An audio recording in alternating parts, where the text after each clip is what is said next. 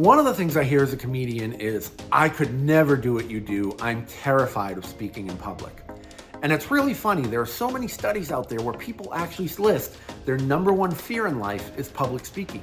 Their number two fear is death. So people say, how can you get over stage fright? And there's lots of things out there. There's Malcolm Gladwell's 10,000 hours, which is wonderful. And I think is very, very valid. Some people will say things like, make sure you take a deep breath before you go out on stage, and that helps. Some people say, do a power pose for 30 seconds before you go out on stage. That helps. Some people say, picture the audience in their underwear.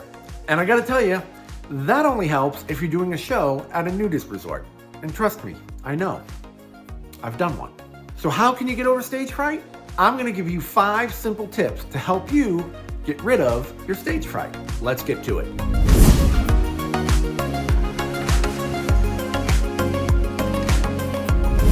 Welcome to Comedy Coach. My name is Brian April. I am a professional stand-up comedian for over 25 years, and today we are tackling the issue of stage fright.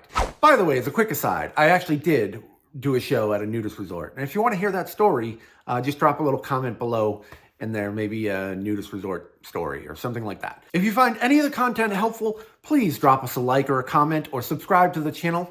That really, really helps out a lot. Appreciate it. All right, here we go. How can we get over stage fright?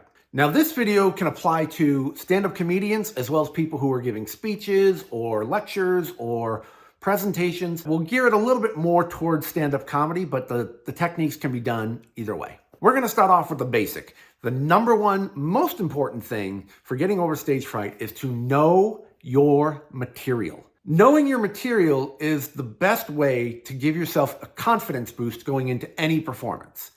That way, no matter what happens, if somebody coughs or someone drops a plate or a glass or whatever, and there's a distraction, you are not going to be thrown off by that. If somebody says something, you can be able to answer and get right back into your performance and your routine.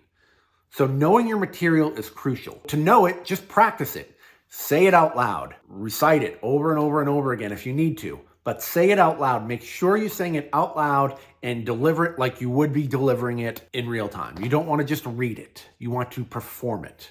So by saying it out loud, you accomplish a couple things. One, you burn it into your brain and your memory. And two, you will learn by saying it out loud if there are any words or phrases or sentences that cause you to trip over your words or cause you to stutter or whatever. And if that becomes an issue, you can correct that before you go on stage. So know your material. Number 2, equally as important, know your tools. Know what you're going to be working with.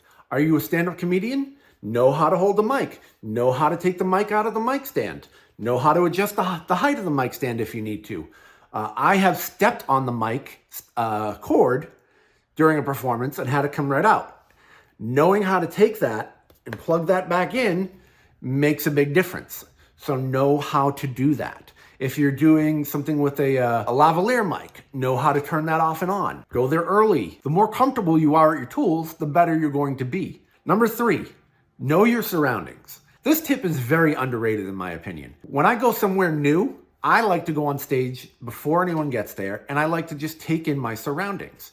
So I now know, okay, here's where the spotlight is. Here's how much room the spotlight has. Here's how far left or right, upstage, downstage I can go before I am no longer in the spotlight. This is where the clock is going to be that's counting down my time. Here's where the sound booth is. Here's where, these tables are set up. Oh, there's going to be people all up here. There's going to be people on my sides.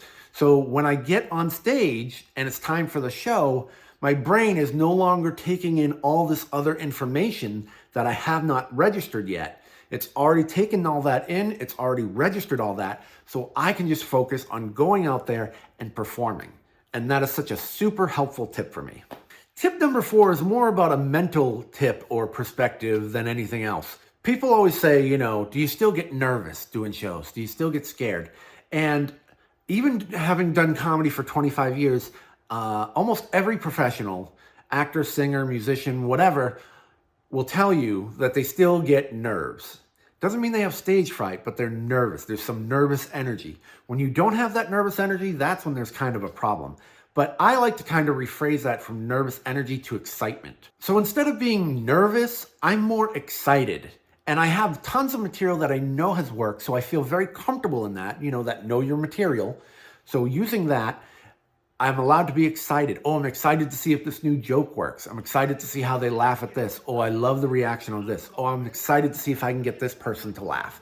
So it becomes more of an excitement and a thrill to do that. Stop lying. There are no 400-pound vegetarians.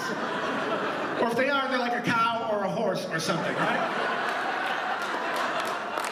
Another shift that you can do within this, another mental thing, is don't make it about you. It's not about what you can get from the show.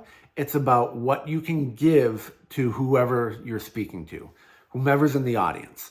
And if you can change your perspective, that will make a huge difference on how you feel about it afterwards. Oh, I missed this one joke, or this one joke didn't hit, as opposed to, hey, they had a great time tonight. So if you can really make that shift in your brain, that will help so much. And this last tip is something that's really been very impactful for me in my career as far as getting over stage fright and being able to enjoy being on stage. And that is, I like to act like everybody is my friend. When you're hanging out with your friends, you can be much more relaxed as opposed to a bunch of strangers who are going to judge you.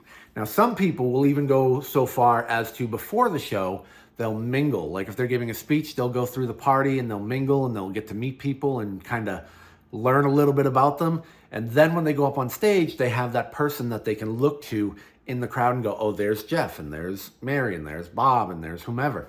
And it helps make it feel like they're your friends. But I just go out and treat everybody like they're my friends, because most people, when they go to a comedy show, they definitely want you to do well. So being excited and having fun is really what is important. The bottom line is there's all sorts of tips and tricks that you can do to try to reduce stage fright.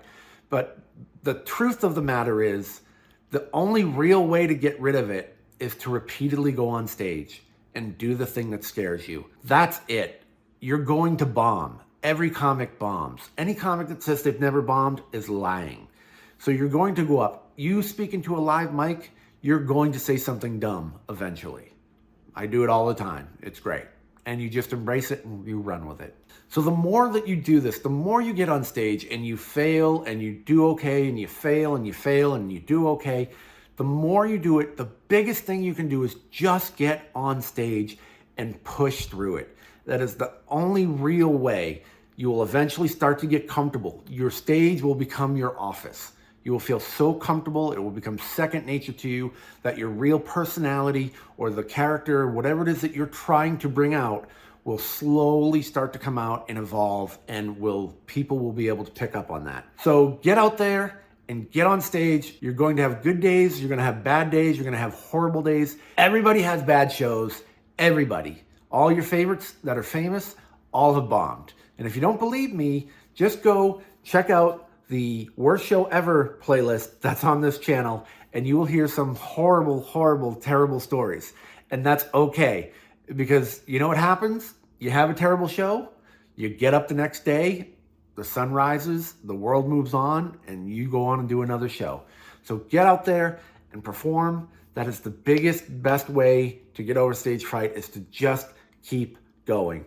But when you find it really crippling and really stopping you from wanting to get on stage, try using some of the tools we talked about. And that's how you deal with stage fright. So if you found any of this helpful, please, again, like this video, give a comment, subscribe to the channel. It really does help a lot, and I really do appreciate it. Thanks so much for watching. I hope you have a great day, and we'll see you in the next video.